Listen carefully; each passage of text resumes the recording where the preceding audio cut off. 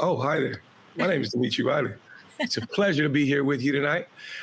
Could you guys do me a favor? I would love it if we could stop lying to ourselves, right? Tonight here on Truth Talks, we're saying what everybody whispers, but nobody wants to record. Why do some Black immigrants act like they're better than Black Americans? I just want to know. Yeah, we're talking about the hidden anti-Black biases inside the Black dysphoria. From backhanded shade to outright superiority complex, this isn't just ignorance. This is disrespect in the colonizers and passed down like poisons. So tonight, we're asking, how do we fix this deep divide between Black Americans and Black immigrants before it kind of get us all chained up? You know what I'm saying? Like, let's call it out. Let's break it down. We can do it right here, right now on Truth Talk.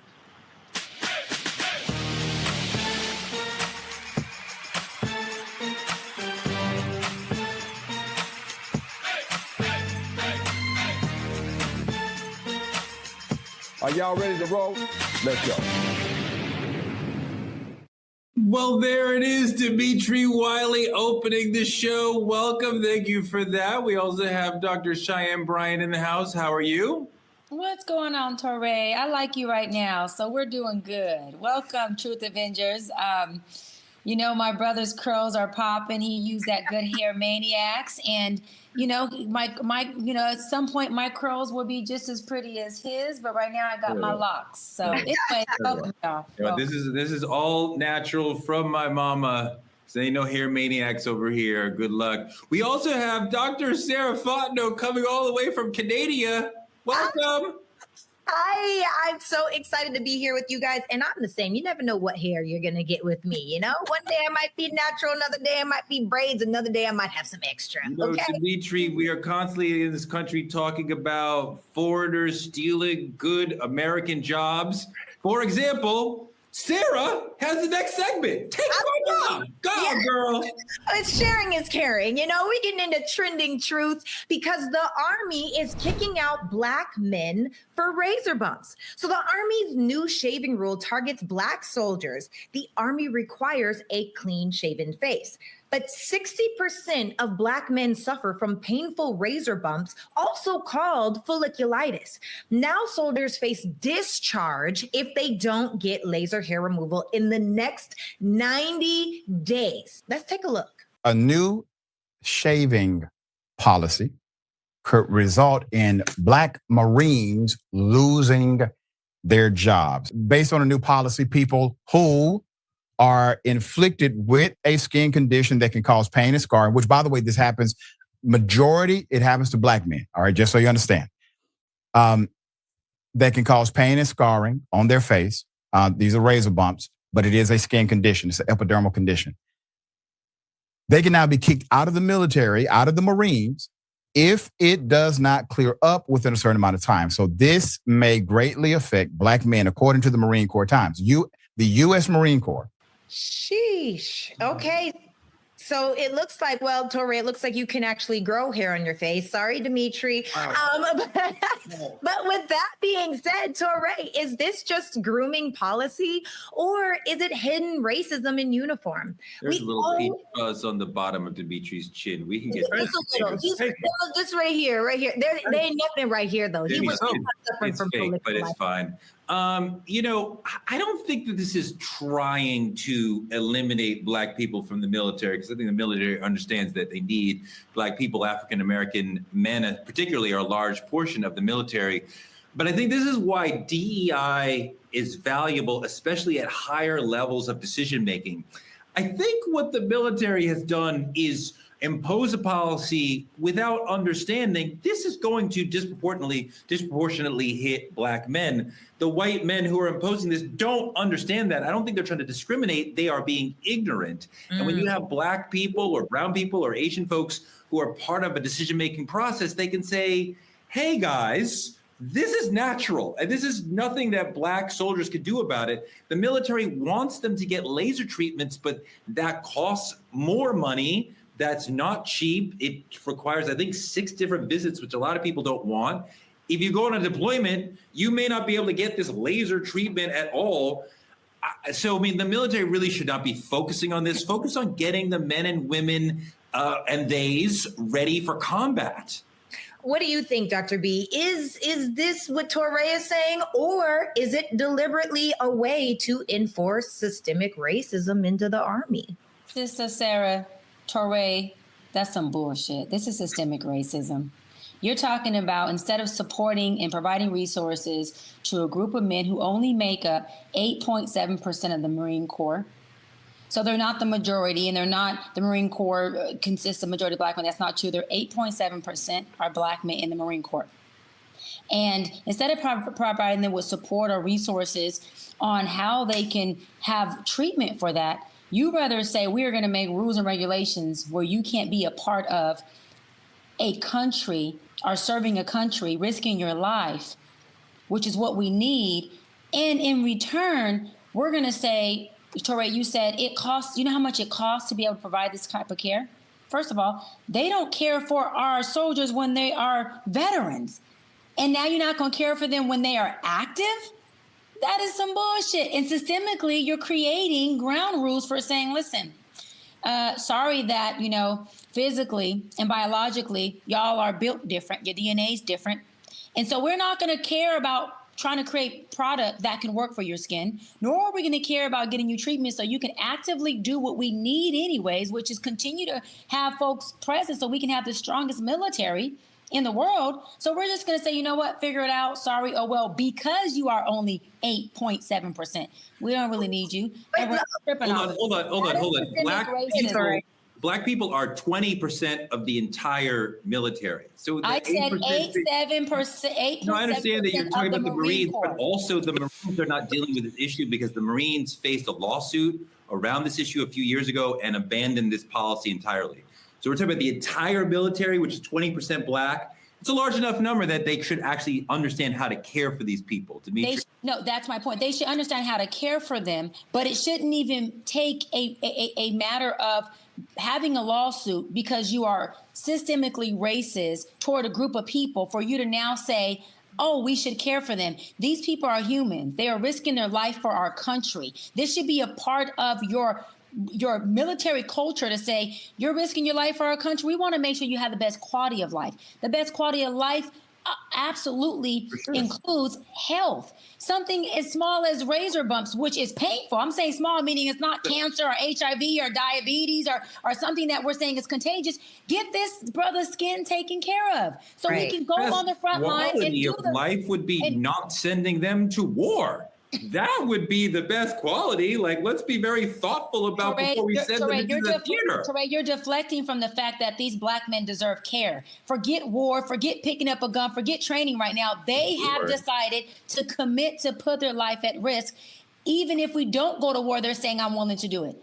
They deserve more respect, more honoring, and that comes at the act of taking care of their health and their well-being and making sure they're good. You know, I can see both sides of what both of you guys are saying. And I do think because we are the minority, they may not be thinking about us in that way. And at the same time, 20% is enough for us to have a strong comeback. What do you think, Dimitri? Could this be, what is the true mission of this new policy? Is it to limit Black people in these secure military careers? What do you think?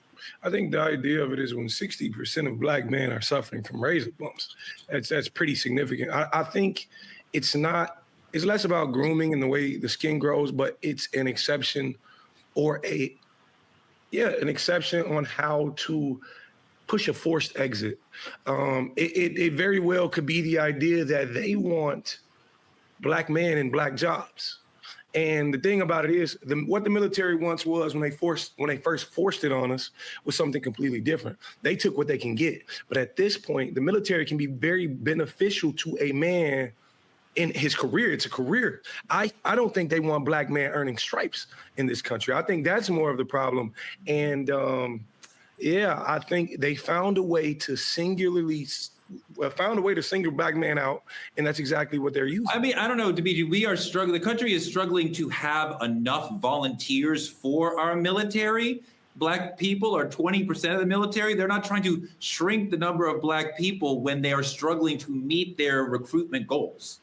So are you saying it's about? There's a group of people, sorry, real quick, Dimitri, there's a group of people called white supremacy that you always blame for our problems that don't see us as human. They see us less than human. They also see us less than dogs and animals. And so when you're talking from that perspective, 20% of less than human, less than even a dog, you think they care and even feel like we are privileged and honored enough to even serve their country? No, they can care less if we are in the military, on the front line or the back line. White supremacists, white privileged, systemic folks look at serving the country as a privilege and an honor. If they don't look at you as being privileged, you're not a person they honor, why would they want you to be in a military that is supporting and fighting for their country? They don't care about that. That's why they don't care about making sure that your health is intact enough for you to stay. We're talking about hair bumps. This is so minute when it comes to an issue that they can provide treatment for. You're right that it's minute, and the government, the HEGSET, the Defense Department, should be caring about other things. But I think white supremacy likes us in a servant role. So Black people, Black men who are serving in the military, we're fulfilling our purpose. And I think they value 1/5 of the military as Black people. Like, that is fantastic. Keep them down. Like, as long as we're working in subservient roles, supporting white supremacy and that sort of, like, that's fine. It's when we want to grow to have a Bentley and be a mental health professional and like have pretty hair and like run around Los Angeles like we run things and really try to make change through the NAACP or BLM or whatever. That you are the sort of person who is a challenge to white supremacy, not the sort of person who is working within the system. You know, I think for me, the thing about it is the timing of it all, right? Because it was HEGSET that just reinstated the new grooming standards this year. And there have been some things that are definitely more questionable in regards to Black people as a whole, you know, over this last little area this year. So that does raise a question for me. And I guess a bigger question would be, should expulsion really be the solution? Like, isn't there a step below where they can, you know, that you could have chosen, maybe you have to go on leave, or maybe you can work a different portion. Like, why do you have to be kicked out of the Army because your hair grows a certain way? And that is one thing, you know, we naturally have oftentimes thicker, more coarse hair that is harder for a follicle to let it come out. I mean, any woman that's gotten laser hair removal understands the difference between that and shaving. Shaving is not comfortable, and I couldn't imagine doing it on my face. But I think that we should move on from this one. Go ahead, Touré. Take us into our politics. I'm sorry, Dimitri, do you want to say one more thing? Yeah, it's real familiar. I remember hooping in high school, like playing basketball. And I remember the coach taking the best 3 players, right? The best 3, when a team was acting up. You were on the bench? No, I was hooping. I bet 3. But listen, this is what I'm telling you. So you was watching them. Got it. I remember the coach taking the best 3 players. I was one of them, sorry.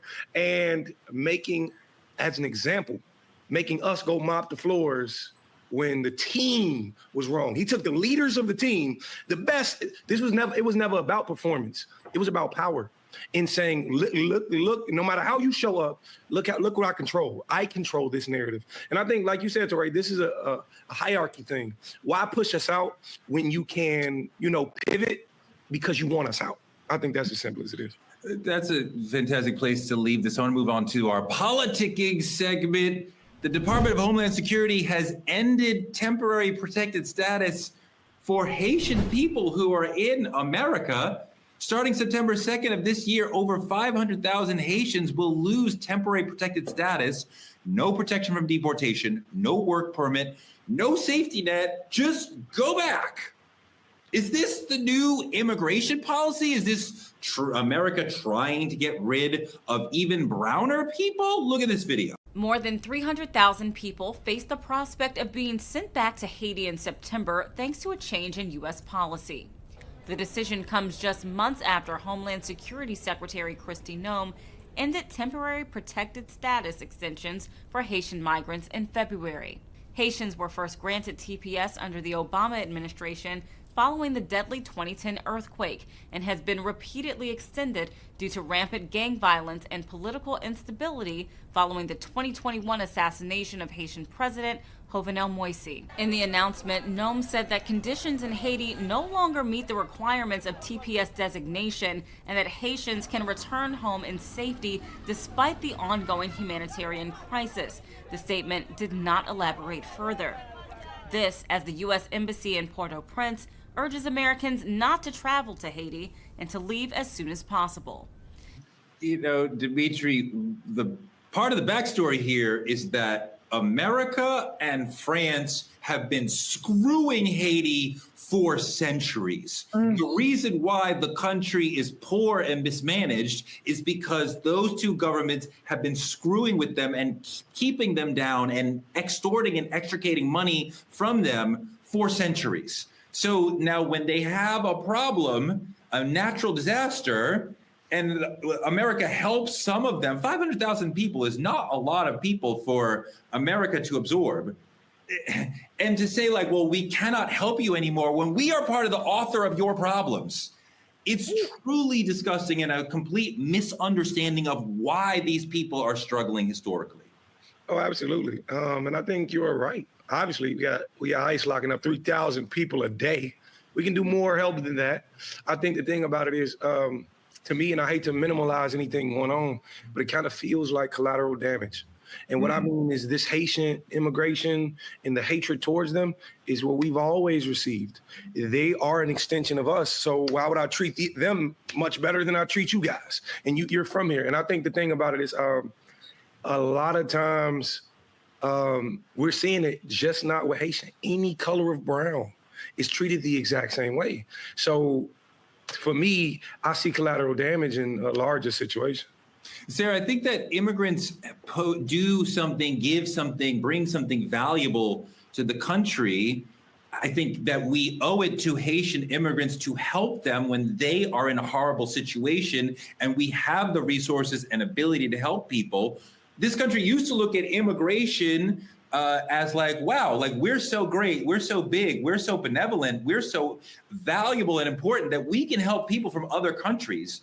And now we look at it in a sort of, what is a niggardly way, where we're like, if we give them a dime, oh my God, I want us to do better by immigrants, but we are only committed to demonizing them. Yeah, and I honestly don't even understand why that is the biggest focus of things. Like, why is immigration? And maybe you guys can answer this for me. Let us know in the comments if you guys have this question as well. Why is that such a pressing topic when there are so many more life-altering topics that we should be addressing in America? Like you said, I don't think that there's an issue with having Haitians here. I don't think there's an issue with having illegal immigrants here. But we've seen it already. We've seen the cages that the ICE is putting and trying to get these 3,000 people a day. And now it honestly seems like we want to be that benevolent country where it's only us and we call all of the shots and nobody gets to come in and nobody gets to go out without our permissions. The issue with that, and my question for that is, what other country will now start to play the same game? And how will we also be shooting ourselves in the foot? I don't know that there's another country that will be able to do what the United States has done for the world over the last century plus, that anytime there was a major calamity in Eastern Europe, South America, Western Europe, Asia, that you could come here and we would absorb you. And I think part of the problem, Doc, is culture, that they talk about crime, they talk about economy, but the real fear is culture, is that brown folks, Haitian folks, whoever will come here and will change the cultural fabric of America, and the whiteness that they prize will be lost. Yeah, because America itself doesn't have a culture. The culture of America is the quilt of all of the different cultures that exist here, that have always exist here. And so, yeah, you stripped us of all of the Haitians and the Latin cultures and even Asian cultures and the Indian culture. I mean, you just go down the list and we just really have America at its core. But what's interesting is America at its core is still wrapped in the nucleus of all these cultures that we are now calling immigrants. That's the part that makes it so crazy, that this is not about America being the nucleus of America being white or the white family, right? This is really about America's nucleus is a cultural melting pot where people have been here, people come here, and almost every president we've had has actually deported many immigrants. Trump is just doing it loud. He's doing it transparently. He's doing it on TV, and he's doing it to where we can see it. And I love Obama. Obama also deported a lot of immigrants. He just didn't do it in a way where he treated them like animals, or he had them in cages, or he built concentration camps for them. So there's always been immigrant control. This is now immigrant slavery. There is a difference between the two. Sarah, you're on the right, but you said you don't really understand or you don't feel the immigrant issue is not moving you. This is a big, huge driver of people on the right. Trump is doing this because this should, with the Haitian folks, should move his people. Yes, get them out of here. Get every immigrant out of here, especially every brown immigrant out of here. I don't understand how you're like, I'm conservative, I'm on the right, but I don't understand. This is the core animating issue of your political tribe right now. Right. Well, that's the thing. That's not my political tribe. I'm an independent. I'm not right. I'm not left. I'm opinionated. And I'm a critical thinker. And I think about what makes the most sense based off of what I think makes sense for the good of the colony, AKA America, right? Or whatever place that we're thinking of. And this whole conversation makes me laugh because the people that are saying we need to deport everyone are immigrants. The only people that were here in America were Native Americans or Aboriginal people. They came here, they stole their land, they raped, think about it like that, though. Well, it doesn't matter. That's the truth of it, though. Right? So why is it that now you get to say, oh, let's get rid of, we're gonna send the Native Americans to reserves. We're gonna deport the even browner people. We're gonna deport the Latin American people, which, by the way, some of them in different places were also Aboriginal people. And so it's so hypocritical, in my personal opinion, if you want to come here and start saying that now we're gonna reinforce that you are an illegal immigrant. Are we not all that? Because the only reason why they're legal immigrants is because they stole, they pillaged, they raped, and they killed. That is the only reason why. So this whole topic to me doesn't make any sense. And I don't think anyone has a right to do this inhumane behavior. But I do understand that this is a fear-based control system where people will self-deport themselves. That's the only answer that I have. Dimitri, we do see the Trumpies getting browner and browner with the people that they're going after, right? Mm-hmm. And originally the attack of their immigrant sweeps were Central American immigrants, Mexican immigrants. And now you start to move toward Haitians, right? And more Black immigrants. Of course, the white South Africans can come. That's not a problem. But like, oh my God, these Haitian immigrants that we've been protecting for 500,000 people, that is a pittance in a country of 360 million people. That's a lot. But seeing the target get browner and blacker is scary, right? Because I'm like, so they're moving toward us. You know, I really don't think the mission changed. I think they've learned to rebrand it very well. They've learned to attack brown faces and then pin them against the same people. People might not question it as fast if it's a brown face attached to it. It's not really like diversity, but more so camouflage.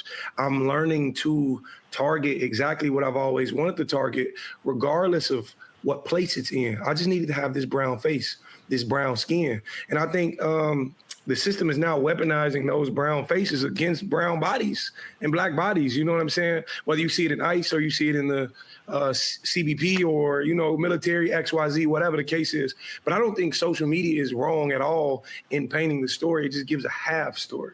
It's not the entire story of what people need to hear. But yes, they are getting browner. And then that's concerned about our Haitian brothers and sisters in this country. If that is you, come into our comments. Tell us what's going on for you. Tell us how this is making you feel.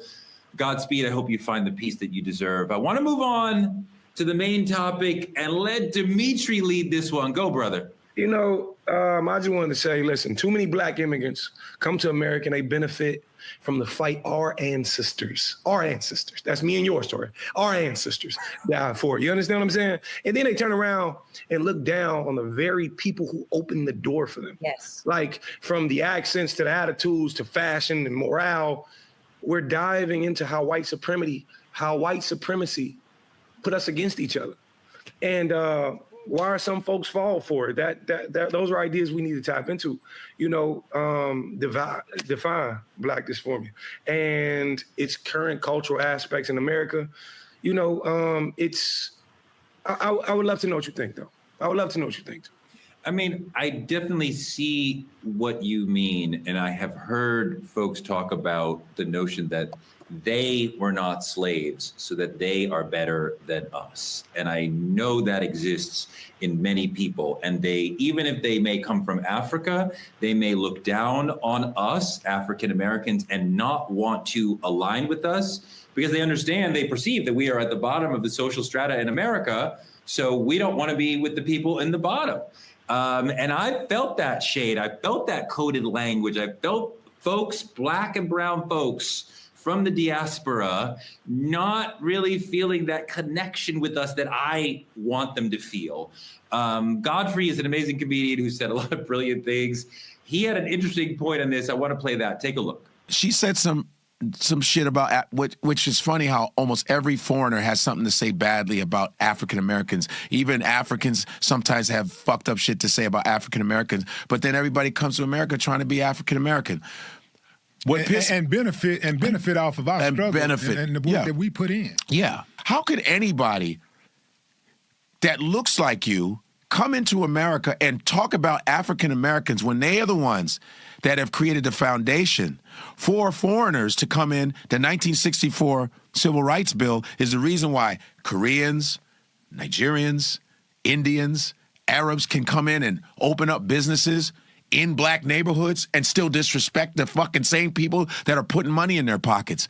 What kind of fucking nerve is that? It's the serious hatred of African Americans in this country. It's in the soil. Yeah, I think that's absolutely right. And I think folks can come from other countries and see the way that we are treated and go, oh, that's how I should treat them. But you know how African Americans are treated before you even get here. So you arrive with a preconceived notion of how you should think of African Americans. I can see why these folks would be like, I don't want to be part of their group because they are downtrodden and they're ex-slaves. Sarah, I understand where a lot of people, Africans, come to this country and are disrespectful of African Americans because they see the way they were treated and they see the history of chattel slavery and they are disrespectful to us. They don't understand our struggle. They just see like, oh, you guys were slaves. We don't want to connect with you. Maybe not you, because your family is so Americanized, even though you grew up in Canada. But do you understand why some immigrants are coming here and saying, I'm not like them because my people weren't slaves? Yeah, well, we're not. And I think that is the thing that really needs to be considered here, right? When you start thinking about African American, what does that mean? I have never been to Africa. My parents have never been to Africa. My grandparents have never been to Africa. And although I am excited to go, one of the things that I think is silly is why is it that we are the only African Americans? Why aren't there French Americans, Polish Americans, German Americans that are here? There are. I know that they are, but why are they not identified as that?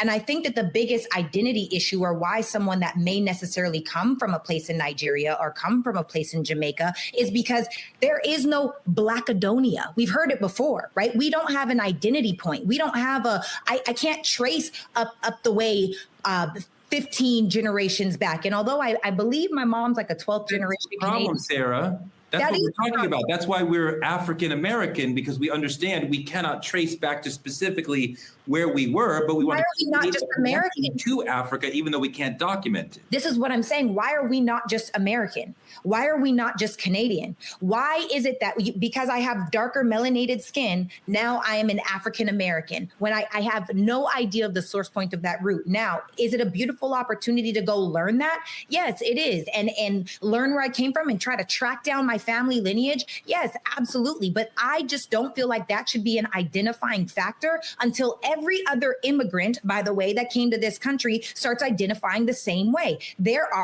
And why is it that blacks are the only ones that do that?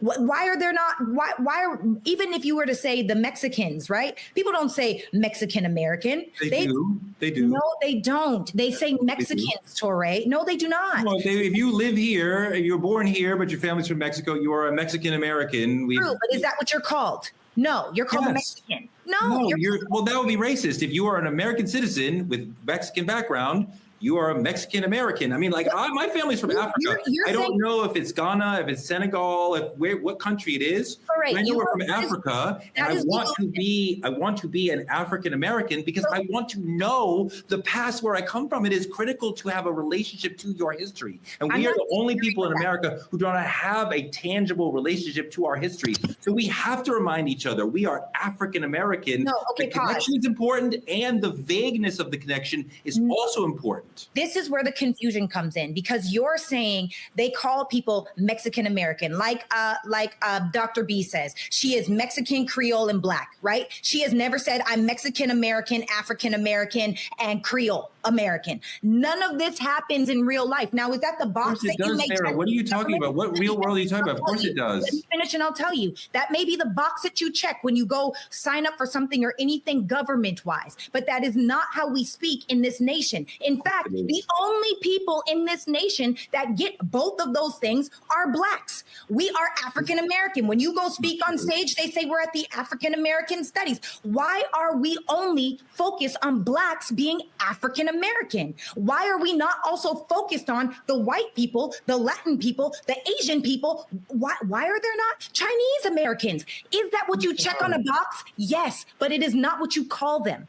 I don't know what world you live in. Of course, there are Asian Americans, Hispanic Americans, Creole Americans. I mean, of course, we talk about these things fairly all the time in this country. I don't know what you're even talking about. Because we don't have an identity. Thing is when they attach the American to Asian, or the American to African, or the American to Latin American, right? The American and Latin is there with that hyphen in the middle, because that hyphen is meant to separate. So like myself, Torre, I totally get what you're saying, and I respect folks who think that way. I really do. Not being sarcastic. I myself, I'm Black. I'm American. I was born here. My parents were born here. Even my Mexican mom and Creole mama was born here. So I don't go around separating myself by saying I'm African American. I am American woman who happens to be Black, Mexican, and French Creole. To Godfrey's point, the reason why I don't do that is because when we do get African immigrants that come here, we do get a different treatment, as though they are different or better than the Americans who happen to be Black here, which I don't believe that we are better, or I think we're different by culture and by geographical location, right, of where we grew up and environmental ways. But I don't think that I am better than an African who comes to America. Now, an African who comes to America, in my opinion, is an African American. I am a Black woman who was born here. I am an American citizen. I am not an immigrant. So I am not going to couple or group myself with an African American. I am Black. I don't think people are wrong, let me disclaimer, who say African American or Black American and they were born in America. Sure. I just identify as an American Black woman, and I don't correct people when they say African American, but I'm not going to go introduce myself and say, hey, I'm African. I'm not. I'm an American woman. I'm just as American as the white woman named Sarah or Becky. I'm just as American as Sure. I'm just as American as any other person who doesn't look like me but has a different skin color. I am American. So therefore, I don't need to separate myself by saying, because you're white, you're American, and because I am Black, I have to say African American, so you know that we're separated from this country. I don't see it. Being African American is a tremendous source of pride to me. And it's interesting that you said the line between African American is a divider. I see it as a connector, as a thing that connects my African heritage to my American heritage. And yeah, the lineage of African American people in this country is special and unique. I want to be absolutely identified with that and part of that's why I took African American studies when I was in college, because I love Black people so much. And I don't need to go around saying I'm African American. I actually prefer the term Black American just poetically. And I understand the complexity of like Charlize Theron is African American, but we all know that's not what we're talking about. We're talking about me and Dimitri and people like that who are who are both African and American. And the notion, especially for us, those two different cultures shape us politically, culturally, socially in amazing and powerful ways. And I have respect for the Italian Americans who are here. I mean, like, I live in New York City, so we see the Italian American parade every March. We see the Puerto Rican Day parade every June, I believe it is. We see Irish Americans parading in March also. So, I mean, we see parades, the Dominican American parade. Oh my God, like they kill Brooklyn. It's beautiful. It's amazing. It's a party every freaking. So, I mean, like, I see a range of people. I want to talk about one African woman who made a really interesting comment, because there's a lot of negative stereotypes of African Americans around the world, but we found this African woman who had something really interesting to say. Let's look at that. I used to be, I think, a bigot towards African Americans and wanting nothing to do with them because I was fearful for my own life. Myself, when I arrived here, my tendency was to not trust African Americans. Our parents are like, be careful of these people. They're violent. They're scary. They don't like to study. The biggest thing that outside world and other Africans can see of African Americans is more the urban Black ghetto culture. That's we call it ghetto here. That's hood rattery. I mean, that's what we see. But I think where we went wrong, as all groups, you have a subset who doesn't do good things and doesn't behave a certain way, but that shouldn't be an indictment on the rest of the community. So it took for me to come to this country, start to see for myself, oh, okay, there is definitely this urban Black ghetto culture that they're talking about, but there is also all of these other African Americans, millions and millions of them, leading and running amazing lives, raising families, building businesses, being, great professionals. I didn't expect that. So I think especially the music industry is what has caused a lot of problems, as well as Hollywood, in terms of sending the stereotypes to the outside world. Africans and African Americans, we don't understand each other. And there's such a disconnect there. And then there's a bit of a identity crisis that a lot of Black Americans have because we feel like our culture was stripped away from us, which objectively that is true. But that being said, it's like we then at the same time try to create this new vision of what our roots actually are without going to see our roots and going to figure out the truth. Dimitri, I love the point that she made. She was taught by media, quite often run by white supremacy, that Black people are immoral, thieves, all these horrible things. Then she came here and was like, oh, that's not true. We are not all those things. I actually love that she put it in perspective from someone who's lived through it. We know how much social media pushes the Black narrative, Black hate, Black crime, Black this, Black that. We know exactly what's going on in that regard. And the fact that they're receiving it across the globe is something to note. But my thing about it is this. They come here, right? And until you're aware, you're ignorant. Until you are aware that there are genuine good people and people who don't subscribe to that narrative, you wouldn't know, just like she said. But the thing about it is they come so quickly trying to detach themselves from what Black actually means, the pain behind it, the struggle behind it, the stereotypes behind it. They say, whoa. I understand what's going on, but please don't branch me with these Black people you're hard to. I'm different. But the thing about it is they don't understand these people will see you as no different. And I think that's exactly what's going on with this immigration factor. But you're absolutely right. She's absolutely right. Yeah, I think that it's easy to separate yourself when somebody feels different, and that's the issue, right? And so I guess my question, Dr. B, I'll ask you this question. If some Hispanics chase whiteness for privilege, are some Black immigrants doing the same by pushing anti-Black stereotypes about Black Americans? And the real question is, who really benefits when we play their game? Oh, 100%. Who benefits is the folks who are creating the overt and covert racism narrative. Touré said it best. He said media ran by white supremacy is what pushes out the narrative for us to see and for us to be reprogrammed to continue to create in our communities, in our households, in our social groups, and then more than that, within ourselves, because we begin to embody that narrative subconsciously, not even becoming aware of it. What I find to be very interesting was this woman said that she's seen Blacks in America to be ghetto. Now, Sarah, I've been to Africa, Torre, I'm going to think you did just because, you know, you seem to be you haven't. No, because you seem to be to Africa. What are you talking about? I know, yeah, that's what I'm going to think you did, because I'm assuming, but I knew my assumption would be right. I've been to Africa. So for someone who is coming from Africa, meaning this woman in this video, who grew up there, to come to America and say that the Blacks here are ghetto, if you've been to Africa, and with all due respect, because I love Africa, and I was, oh my God, when I got off that plane, Torre, I said something spiritually said, welcome home. Oh my God, it feels home, does it not, Torre? But I'm gonna say this, there is no ghetto-ness in Africa. It is straight third world crime. Yeah. No, it is third world crime, meaning it's crime on top of crime that isn't even policed. So again, I'm not downing Africa. I'm speaking the reality of, if you've been there, no, it's not ghetto. It is crime with no policing. You have military standing outside of resorts with big machine guns, and they tell you, do not leave your resort by time even the little sun starts to go down, because you will be robbed. So what I'm saying is, and I told this story before on here, it's quick. We got in our Uber. It was 11 o'clock at night, me and my fiance at the time. The Uber was running the red lights.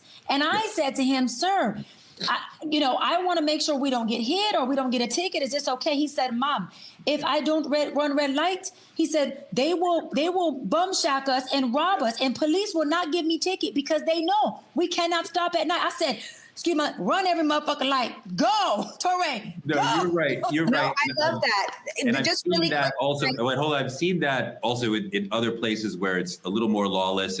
But the point that Sarah made about Hispanics chasing whiteness for privilege is real. And I don't bring that up to shade. For a long time, people on the left thought, oh, there is a rising number of Latinos and Hispanics coming into this country. They will see themselves as people of color and vote with Black people, and we'll have this massive permanent majority of people of color. And a lot of brown people, Hispanics, are like, no, I am gentrifying. I want to be with them. I want to be with the powerful group. I don't want to be with the downtrodden Black people. Wait, that's how Trump got in office. Hold on. Yes, and Africans are making the same point. I want folks who don't live in this country to understand that Black people are amazing and beautiful and powerful, and and Black people who are in the hood are also amazing and beautiful and powerful, and some of them are dealing with white supremacist forces beyond their control. So before we go, oh my God, they're all stealing and violent, there's a reason why some of that is happening. Well, it's really crazy when you start thinking about how deeply these different beliefs are rooted. I was in an Uber the other day, and one of the things people always say is, where are you from? And I'm from Canada. And so having conversations with different people, this man told me that Blacks in Atlanta are an embarrassment and they have no unity. And a part of me is like, well, depending on where you're looking, you could definitely find that. But the other part of me is like, wow, so sad that us as a people think so differently, because that driver was Nigerian. Right? It was a Nigerian driver saying that Blacks are an embarrassment and that we have no unity. Now, the truth to that is, in a lot of different ways, we as Black people don't have a unity. We don't have a collective economy. We aren't coming together to create things, which then brings me to the question of, how is it working with Black people? Have you guys had crazy experiences? Because I certainly have. So there's different beliefs and ideals and biases that each of us can have in our minds that kind of set us up in a different way, where now we are looking at people a little bit different. But I will say there's a difference between Blacks and niggas. I'm just going to say that straight up. Okay, Chris Rock. I'm just saying. Okay. It was said really well. When you say that, are you suggesting that some people act like niggas all day long, or there's certain moments where you don't like the way a given person is acting or behaving, so you're going to denigrate them in that moment and call them a nigger, but they're not a nigger the rest of the day? Like, here you go. There's a lifestyle of being a nigger. And then there's a lifestyle. For you got to respond to certain. What's the lifestyle? You got to pull yourself out of it. Wait, Sarah, I got a question, Sarah. Wait, I want to know what the nigga lifestyle is. What's the nigga lifestyle, Candace? Tell me that. I want to ask her a question. Yes. Because I have, I'm a Black woman, but I definitely got a nigga deep in there. So what do I consider? Is that my lifestyle or what is it? Because let me tell you something. If somebody says something to me that is completely out of pocket, yes, especially if it's systemically racist, especially if it's a Karen, let me tell you something. She gonna get the whole nigga out of me in that moment. So what does that mean, Sarah? Diagnose me about my nigga. Tell me, I want to hear about this. I love it because that's what I'm saying. Lifestyle is an everyday thing that you do, right? The difference between being a Black person or a Black human is when you're just, you have it in you. We all got a fire-breathing dragon inside of us. And with the right circumstance, right opportunity, right access, it might be time to ignite some fire. So but some people are niggas all day. Yes, some people are. What the fuck are you talking about? Lifestyle. What is the racism, Candace? Why are you dissing Black people? I don't know why that's a diss. Why is that a diss? It's like if someone is universally unattractive, is it bad for saying it? If someone is obese, is it bad for saying it? Universally unattractive? Hold on. What are you talking about? Your question is so the notion that some Black people are basically beneath your respect. Whoa. Don't put words in my mouth. Your question is so good. I have a question. Putting words in my mouth. No, Dr. B, just wait. Who is the nigga all day? And then after you answer, just tell me, after you say what you say, just tell me, give me a person to raise question, because I love it, that who is a nigga all day? Give me one person that you're like, he's just a nigga all day. Damn, I really got to think about that. But to answer the question. No. Answer the question. It's the question. This is what I'm saying. Just because you're a nigga all day does not mean that you don't deserve respect. Just because you're a nigga all day does not mean that you're this terrible, classless, awful person. That's not what that means. It just means there is a difference. The same way that there is a difference between, let's say, if you're raised in, people have told me all the time, wow, you're really different for a Black girl, right? Or why do you talk like a white woman? No, I agree with you. If someone says you're really articulate for a Black woman, it's based off of their experience that they've had with Blacks that are around them. At the end of the day, they don't see a nigga in you. That means they don't see a nigga in you. That's not true because folks have seen that too. I've got it in me. More than that. Oh my God. Oh my God, Dimitri, I'm drowning in ignorance, Dimitri. I'm drowning in niggadom, Dimitri. What is really happening? Touré, I think you're the one who's a nigga all day. I just got it. Apparently, I say nigga. I mean, I'm raising all my kids, but like, I mean, I really don't know. You know what the problem is? That the way that you give it meaning, you're making the fact of somebody acting a certain way, it's just an identifier. Why does it have to be so negative? I didn't say that Black men that are niggas don't raise their kids. You said that, which means you have a subconscious racist. But what did you mean by niggas then? Because we asked you, define niggas, name a nigga. You can't define it. You can't name it. Let's think. Wait, I'm with you, Touré. A nigga who don't raise his kids is a nigga. That's what we're gonna be in agreement on. Yeah, he a nigga all day. He a nigga all day and all life and all year. I'm just saying the way that y'all see it, we all have different meanings for something. If I were to say, what's yours? I'm trying to tell you, you keep cutting me off. If I said, give me 3 words, that means love. We all would say 3 different words. If I say, I think that there's a difference between niggas and Black people, and give me 3 words that describe niggas. Tell us the difference. What is a nigga? What's your word? You said, hold on, wait. Okay, Let's flip the script, y'all. Let's flip the script, She please. still ain't defined it. We want her to define a nigga. I ain't heard no definition. I heard you dancing toward it, and y'all got to call it some sideways move. I want her to define what is a nigga. What is a nigga? Okay, I like it. See, niggas Somebody like to phone a friend. No, love not explaining shit. Clarence Thomas, he'll help you out. Say any of that. If I was to think of 3 words when I think of nigga, it'd be late. 1, niggas is always late. So you a nigga today because you was late. You a nigga number 1. Name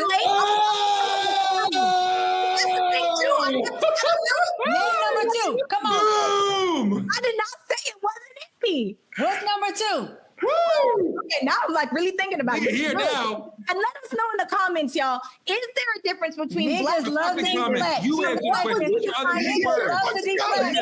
What's your other two words? Like a Chiron is right. mindset. The Chiron is right. Black immigrants hate Black Americans. Look right now. Here's the example right here. No, niggas have a lack mindset. They never have enough. And niggas don't like answering questions. That's when they know they don't have money. What are you talking about? So the difference is, y'all. Okay, look, because y'all. You want me to save you? Would you like me to save you? Are you being a nigga right now? This is the point. Are you being a nigga right now? Listen. Yeah, name a nigga. Who's a nigga? Y'all, I don't never get to finish. Name a nigga. Hey, listen. You don't have to finish, Sarah. They're not gonna let you finish. Sarah, they're not gonna let you finish. Yes, listen, niggas, they're not gonna let you finish. Right, y'all acting like niggas. It's okay. That's not. Oh, she calls us niggas now. Okay. Here we go. Hey, listen. Here we go. Black immigrants hating Black Americans. We knew you was racist to us Black Americans. Like real talk though, like all jokes aside, I think that people hear the term and then they make it negative. And I think the same way where if someone is obese, whether it's right, wrong, good or bad, it just is what it is. If somebody all day is acting like, you got to go to that space where you don't let somebody else talk, or you go to that space where you don't. Yes. Are those, in my eyes, is that a version of that? Let me finish before you talk to Ray. Is that a version of that? Yes, absolutely. And my version from how I see it. And at the same time, we sometimes need to have those traits. There's good and bad in all of us. And sometimes those things are things that you have to tap into. But as Dr. Brian says, are you high functioning? Do you let those things stop your day and drop down to where that thing is inside of you? Or do you choose not to? That's the only difference. Okay, guys. Americans. Okay, guys, listen. We've concluded. I am a high functioning nigga. Listen, I get it. Hey, listen, Teray, I get it. Listen, but we got to flip the script. We got to flip the script. Parenting nigga, and I'm just a nigga. We have to flip the script. I know, we're all niggas. Wait, but Sarah's not a nigga. No, I'm not a nigga. No, you're a nigga. You're not even American. You're not even African American. How can you be a nigga? I'm sorry. I'm just looking for a nigga to marry. I'm sorry. I take you to a resort in Africa. Oh my God. Listen. I'm going to start with this. We're going to flip the script. Listen, slavery and colonialism did not just rip us out of Africa. They broke up our families. They broke up the unity. They poisoned the loyalty to each other. Some Africans look at us like we volunteered to come to America. Like this shit is an Eddie Murphy movie or something, And here they are. You know what I'm saying? They never came and got us. Like, what are we saying? We came as slaves and we fought our way out of it. But, what was their roles? Did they come try to get us? Did they come try to bring us back to the families? I'm not understanding it, but they still view us with this look of disgust and this thing in their eyes. We love to say we're not monolithic. We want Black autonomy. We got autonomy. I'm sorry. Exactly. We want Black autonomy. I'm sorry, Jody. I don't mean to, I can go back, but. Oh, wait a minute, Dimitri. Hold on. Jody a nigga too. She went living around. Jody a nigga too. Am I? D, finish up what you were trying to say. No. Are we skipping something with the X talk?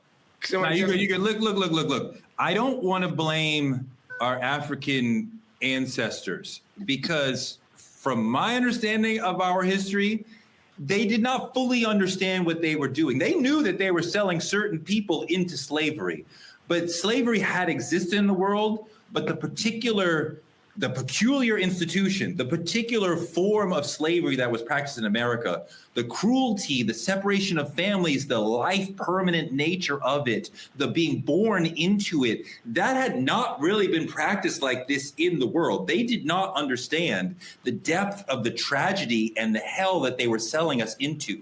So before we would even begin to say, well, what is their place in this and what did they do and why didn't they come get us? They didn't know. They didn't know how bad it was that they were moving us into. No, I can understand that. And I sense it to a degree. But the way we're viewed when they do come is amazing to me. And it's not just about skin tone.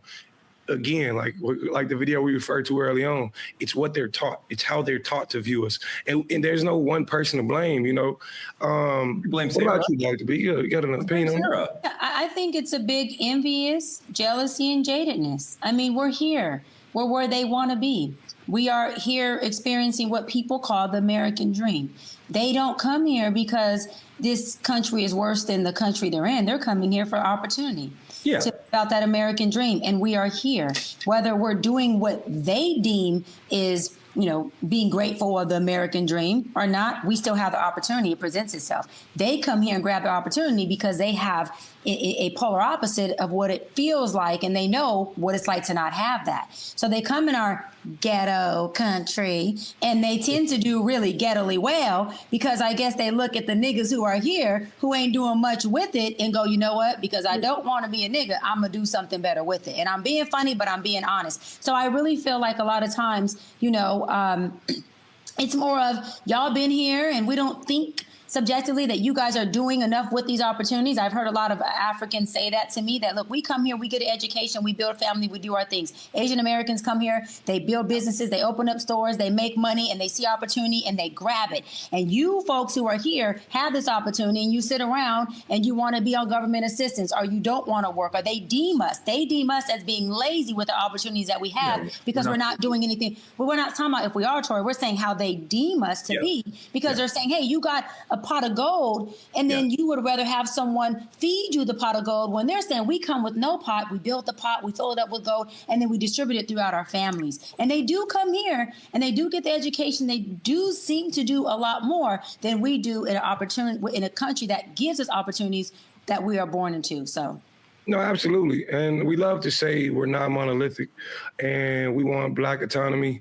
But in this fight against white supremacy, when Black immigrants, Jamaicans, Haitians, Bajans, Cap Verdeans, all of it, gonna stop moving like strangers to Black Americans and stand up like brothers from another mother, you know, like my dogs, you know, because divided, we're cooked, like we are smoked. I think that, united, we seem to be unstoppable. I think that the notion of a general diaspora that is connected politically really begins in America and comes from American Black folks.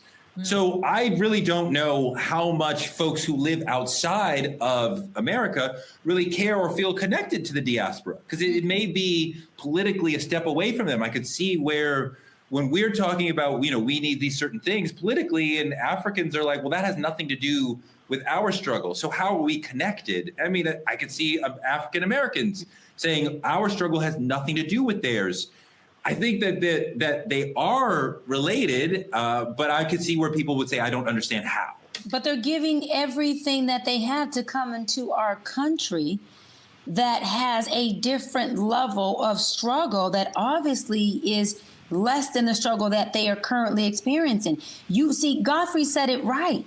You want to be here to benefit off of the things that we are fighting for here, for you to bring your black tail here and be able to receive. So when you get here, if you don't like America, then keep your ass up out of America.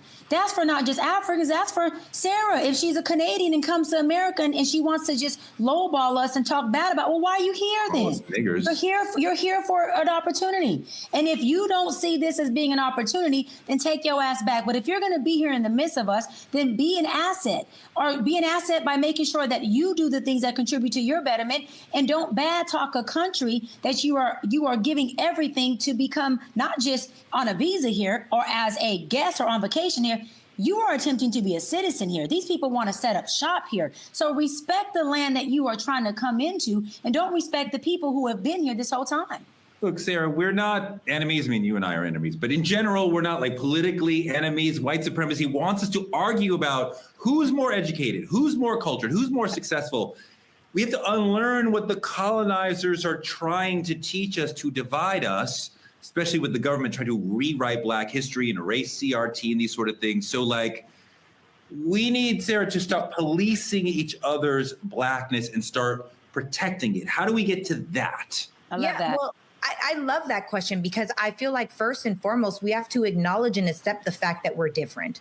Right? There is such a beautiful spectrum of what it means to be Black. Whether you came here from a different country, whether you were born here and raised here, whatever it could be, the one thing that we have in common is that we all have a Black experience. And they're all very, very different. I'm from the Prairie in Regina, Saskatchewan, Canada. Where? Right? And the Prairie, like Regina is the city that I'm from. Yeah. The slogan is the city that rhymes with fun. Let me know when that. I love when you say that. You know, but I say that to say that really and truly, you know, it's so crazy to me how quickly, because there's certain movies that I haven't watched and I have no desire to see because I don't like seeing our people down and out. I don't like seeing our people as slaves. We are royalty, in my opinion. And someone will say, oh, Black cards removed. How can you remove my Black card? You can't take this experience away from me, even if you don't agree with the way that I operate. And I think that we don't have to agree with one another, but we can try to understand better where we are, where or how we are operating that way, even if we don't like it, which actually brings me to Dr. Umar Johnson. You know, he's a vocal Pan-Africanist. So at the core of his message is this: there is no separation between Black life in America and Black life globally. Okay. We're one people who are divided by slavery, colonialism, and white supremacy. He argues that Black Americans must see themselves as Africans in America, not a separate group. But then he goes back on to bash Black Americans like Barack Obama. House niggas, just like Barack Obama, they do what they need to do to stay close to the white power structure. She made a career locking up Black people. This is the same woman who went on international television, Art, let me remind you, about a year or two ago and said America is not a racist country. You want me to go vote for a so-called Black woman who went on international television and told the world that America is not a racist country? She spit in the face of the family of Trayvon Martin. She spit in the face of the family of Breonna Taylor. She spit in the face of the family of Michael Brown, Alton Sterling, Philando Castile, Amir Locke, Dante. We can go on and on. Tamir Rice, all the Africans murdered by police, which are state-sanctioned executions. Let us be clear. The police are agents of the state. When the police kills a Black person, that is a state-sponsored execution. And in response to all this racism, the execution of George Floyd, this part-time Black woman says America is not racist. Sheesh. All right, Touré. Does he have a valid point, or is this a perfect example of division? I find Umar very difficult to take seriously because a lot of times he takes a very reductive and simplistic view of things. And I think, you know, if you understand the political system, you would understand why Kamala Harris cannot even possibly have a chance to get elected the president of the United States if she says America is a racist country. So she cannot say it's a racist country. She has to have a workaround for that. She cannot go into Pennsylvania, Wisconsin, and Michigan having said America is a racist country. So to attack her for that shows just a complete misunderstanding of the political system. And he's better than that. But I think that African Americans are, of course, part of the diaspora, but what we have experienced in this country is so unique and so different and so traumatizing to us that I don't know what our connection to our brothers and sisters on the continent really is when they've had their own struggle and their own trauma and their own journey that is entirely different than ours. So like our political problems have nothing to do with most of their political problems. And, you know, to say like, well, we have to see ourselves linked. I mean, like, I understand the value. Obviously, you know, I was in college talking about Nelson Mandela and marching to hope that Nelson Mandela would get out of prison one day. So we saw the global diasporic struggle as one, but so much of what African Americans are dealing with as far as the war on drugs, mass incarceration, white supremacy, has nothing to do with what our brothers and sisters in Africa are dealing with. Touré, here you're in part, the beginning of your statement, totally disagree. To have a Black leader who can't be Black is a complete deficit to our Black community. as a whole, and I'm not just talking about Black Americans, that is her doing exactly what we've been taught to, which is to suppress and to hide behind our Blackness, and that to be Black and loud or Black and proud is not safe, and that it is looked at as a loss. And so to run as, you know, run for presidency and say that we are in a racist country, which is the truth, you're saying would have harmed her. But that is exactly what white supremacy is telling every Black person, that the more Blacker you are, the more harm you are, you know, subject to face. And so to have a leader that leads in that way is exactly why when Kamala was running, yes, I voted for her because I wasn't voting for this idiot, but I didn't vote for her because I believe she can lead us. To be transparent, I voted for her because she, to me, was the better of the worst of the two presidents. Because again, if I'm looking at a leader who is running and she is identifying as Black to get our votes and to get our attention, and she's also showing entertainment that would pull in the Black community, but she's not talking politics because she's too arrogant to think that we would understand that. You're also telling me you can't say certain things that represent Blackness. But at the same time, that is exactly the fight that we're fighting, is being able to be as Black as we need to be and represent ourselves as Black folks in different representations and be okay with it. Because Black men are saying when I go out this door and I show up Black, even when I show up Black and I'm ducking as a Black man, I'm still getting hit. I'm still getting mistreated. I'm still getting police brutality. So I got to figure out how to be Black in the world. Otherwise, there's a problem against me. And I'm going to land on this. A leader who comes out and leads and teaches us by example that being Black is a weapon and not a tool, so hide it. Because if they hear you too loud, it's a problem. That is one of the biggest problems in our community is Black leadership that ain't leading Black. They're leading very, very overtly, systemically racist. Well, I think it was an interesting point, but you started and you referenced Kamala as a Black leader. She's a leader who is Black, but she is not a Black leader. Jesse Jackson was a Black leader in that his power came from his relationship to the Black community. You say whatever you want about Reverend Sharpton. No, you're right. That's the problem. Kamala wasn't a Black leader with no relationship to the Black community. Prove my point. Continue. Well, no, but I mean, like, to expect her to then come out and be a Black leader when she has never been that in her career. She's a senator, she's a DA, she comes from political power, right? I mean, she's never been about, let's be unapologetically Black. You cannot be unapologetically Black in that way. You can dance with the AKAs and the DSTs. You can rep how much you love Howard.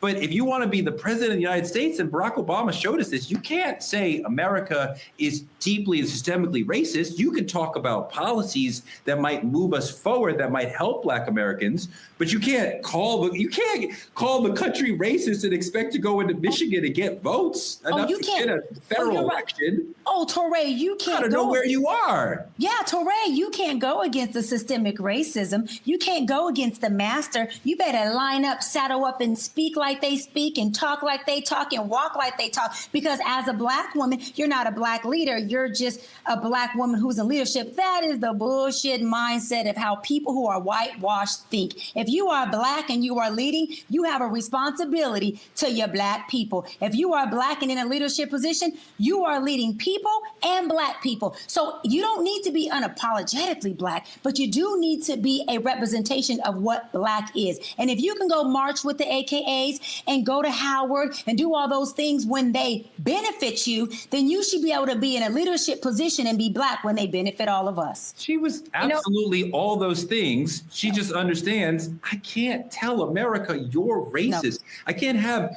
100, 200 million white people saying I called them racist. That would be ending the election immediately. Like that's not the role that a federal candidate could take. She understands Eurocentric way of thinking. She understands what you're saying and how you're talking, what whitewash looks like. And she doesn't even know that she's pushing the underlining white narrative by being the underlining not willing to be the unapologetic underlining Black woman who's wanting to suppress her Blackness, to suppress everything that she stood for when she was at an HBCU. Wait, when she crossed over to the Divine Nine. All that is unapologetically Black. But now that you are in office at the highest level of presidency, we let a white man get in office and say, get rid of the Mexicans. Niggas ain't shit.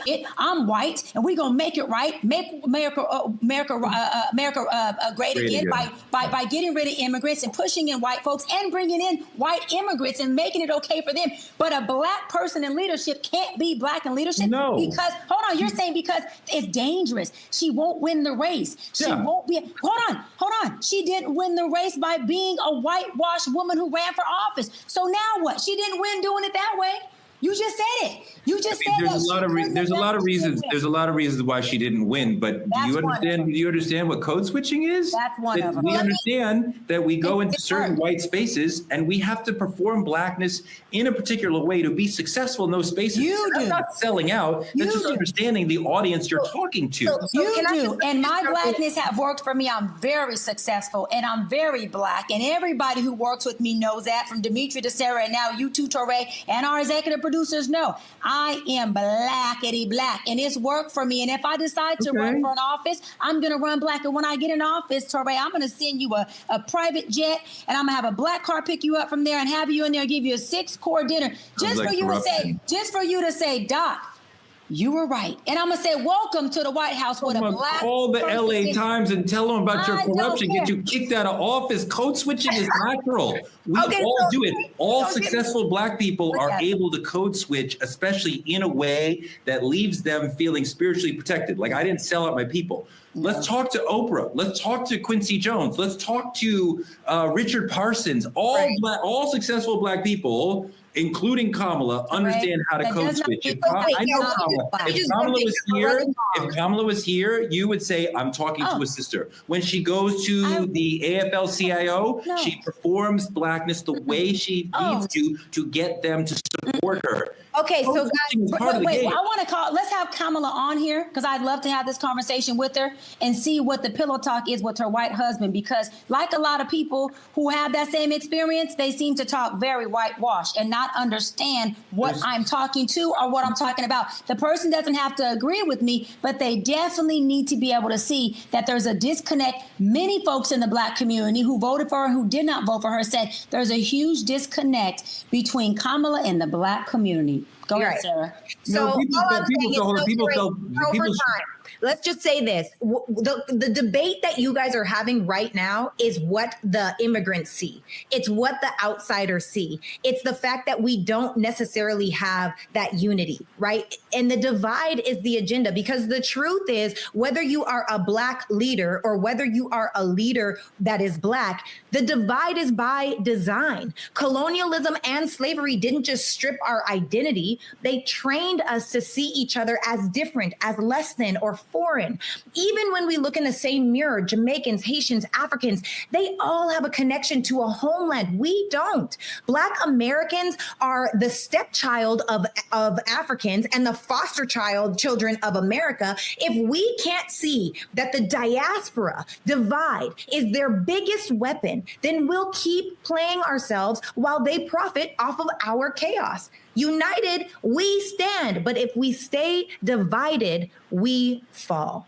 You know, that was so beautifully spoken. I just want to talk to my people real quick. Listen, my people, listen, understand this. Before you post Black Power again, I need you to ask yourself, does it mean anything if you're still side-eyeing your brother's accent or your sister's slang or judging the skin tones that the slave masters taught us to? Slavery ripped us right out of Africa. But it's the mindset that keeps us divided. So the real question is, when is the Black immigrants and Black Americans going to stop moving like strangers and start moving like family before the next system eats us alive together? Stay woke, stay loud, and don't just say Black Power. I need you to live it. You understand what I'm saying? That's you right there with the moo-moo on. Yeah, you live it, okay? Not you, Tori. She know who I'm talking. I haven't been living it. What more do I have to do? She know who I'm talking. Check the comment section.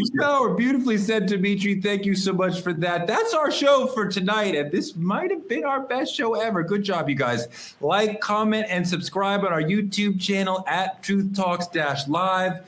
Watch us simulcasting and fighting right here on the Black Star Network every night at 8 p.m. right after Roland Martin Unfiltered. Support Black media at Cash App, Truth Talks Live, or any of the links on your screen. Support us by advertising with Truth Talks the way our friends at the Playpad in Atlanta, Georgia do, and reach our over 10 million person viewing audience on all our social platforms. And it's actually 10 million plus 50 because Sarah's family is really, really huge. Social businesses and influencers can partner with us by visiting truthtalkslive.com, like Hair Maniacs, who were so crazy, Hair Maniacs, that they partnered with Dr. B on their product that's not just a hairline, it's a lifestyle, just like being an African American. Or maybe just like being a nigger. Being a nigger is a lifestyle, clearly. So bam, here we go. Dr. B, tell us about your lovely hair. Listen, this is what I got to say. The reason why I love True Talk so much is because on here, we are unapologetically Black. And sometimes I got to get Touré back in alignment to be in his unapologetically Black self. This is where we don't whitewash, we don't water down, we stay 10 toes down on being Black, proud, and brown. That's just what it is, y'all. I don't even want to talk about Hair Maniacs no more. I needed to make sure I did a shout out to myself and those who stand on being Black unapologetically, because that's what Truth Talks is all about. Good night, y'all. Love you. If you become a VIP member of the Truth Lounge, you can click on any co-host room. Dimitri will be there if you click on his room telling you, raise your kids, be good to your children. Oh my God, that's what he does. That's what I sound like. As we talked about tonight, Black media is under attack, so tell a friend to watch our show every night, 8 p.m. EST, 8 p.m. PST. We'll be back every night. Your friends here, 8 p.m. See you tomorrow. Good night, y'all.